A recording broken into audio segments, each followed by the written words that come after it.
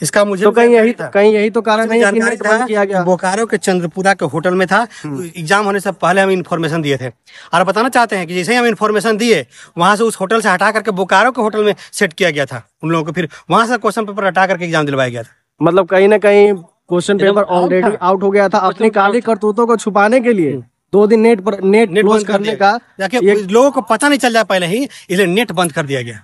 देखो ये बात वैसी है, ठीक उसी प्रकार से जैसे कोई हिंसा भड़क गया तो हिंसा और उग्र रूप ना ले, इसके लिए क्या कर देता है सरकार कि नेट बंद कर। तो सरकार को कहीं ना कहीं आशंका थी कि पेपर जो है सो मेरे हाथ से निकल चुका है, या फिर ये भी हो सकता है कि जो हम पेपर सेट किए हैं प्रीवियस ईयर से मिलेगा, तो चाहे कहाँ से भी मिले वो पेपर उसको पता था कि पेपर ये आउट सोर्स मतलब हम लोग हाथ से निकल चुका है, जिसको छुपाने के लिए कभी वो नेट बंद कर दे रहे हैं, तो कभी 4 बजे खोल दे रहे हैं, तो कभी 8 बजे से बंद कर रहे हैं, कभी 4 बजे तक बंद कर रहे हैं, कभी 1:30 बजे खोल दे रहे हैं।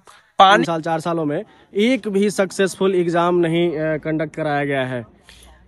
हम बताना चाहते हैं आपके चैनल से पूरे झारखंड की जनता को, जैसे ऑफिसर है सामने, इसके सब लोग घूसखोर करप्ट घोटालेबाज लोग हैं।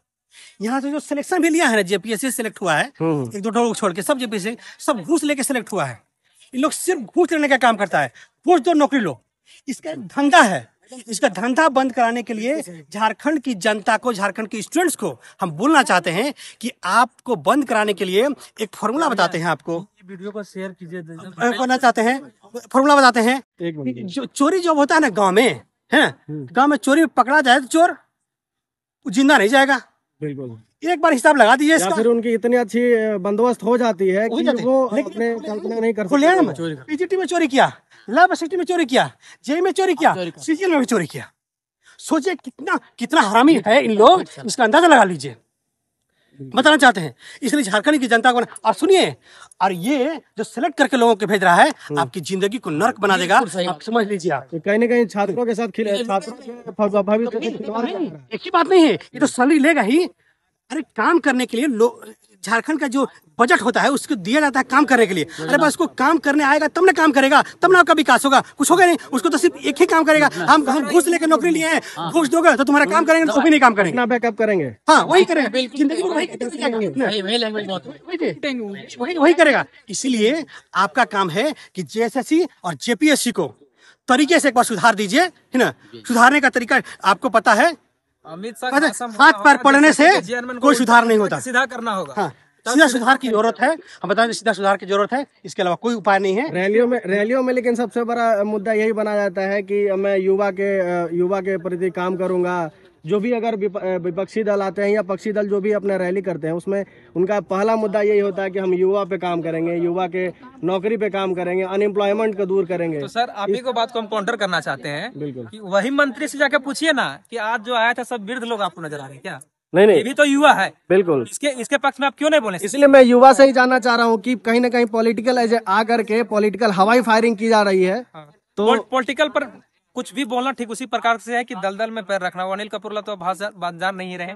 मेरा सीधा सा उद्देश्य है कि जो भी जेएसएससी के लोग अभी हम लोग आंदोलन कर रहे हैं, सीधा से सीधा पक्ष को भी शामिल करे, विपक्ष को भी शामिल करे। यहाँ सब बूढ़ा लोग नजर नहीं आ रहे हैं, क्योंकि देश के युवा है। उत्तर प्रदेश हरियाणा से कोई 1000 रुपये 500 रुपये को नेता दे के, मंत्री दे के, विधायक दे करके भीड़ को नहीं बुलाया था। सब अपना खून पसीना बहा के हजारीबाग से पैदल चल के यहाँ आया था, और 10 बजे रात के 10 बजे तक में वो आके इसके खिलाफ में आंदोलन कर रहा है। तो यहाँ मंत्री इरफान अंसारी सबको नहीं दिख रहे हैं कि ये तो बूढ़ा तो नहीं है जी।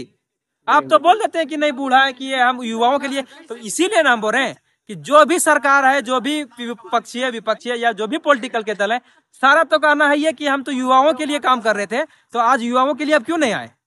युवाओं के लिए आपको सामने आना चाहिए था, और बढ़ चढ़ के हिस्सा लेना चाहिए था। टीचर से सॉल्व नहीं हुआ, विधायक लोग बैठ के जाके उसको सॉल्व करते, कि आप तुरंत संज्ञान में लीजिए, तो हम लोग का सॉर्ट आउट होता कि नहीं होता? बिल्कुल होता। आप ही के माध्यम से बोलना चाह रहे हैं, और आप एक चैनल के रिपोर्टर हैं, आपसे हम ये रिक्वेस्ट कर रहे हैं कि सर से जो भी विधायक मंत्री जो रैली में बोले कि हम युवाओं के लिए काम कर रहे हैं, तो कौन यहाँ जो आए थे, जेएसएससी ग्राउंड आपको पूरा भरा हुआ दिखा होगा सुबह बिल्कुल 3 बजे में, तो कौन आपको बूढ़ा को नजर आ रहा था? कोई नहीं। कोई 500 रुपया लेके, 1000 रुपया लेकर के कोई आया था? सब तो अपने पसीने के पैसे से आए थे।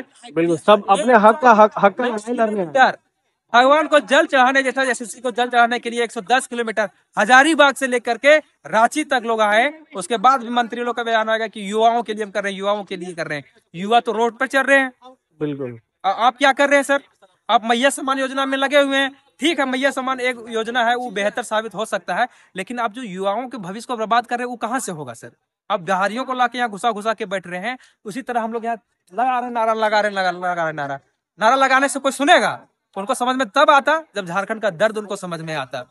जयराम महतो को इस मैटर में हम बहुत बेहतर मानते हैं, उनको हम आइडियल भी मानते हैं जयराम महतो को, क्योंकि उन्होंने बहुत सारे मैटर को उछाला है।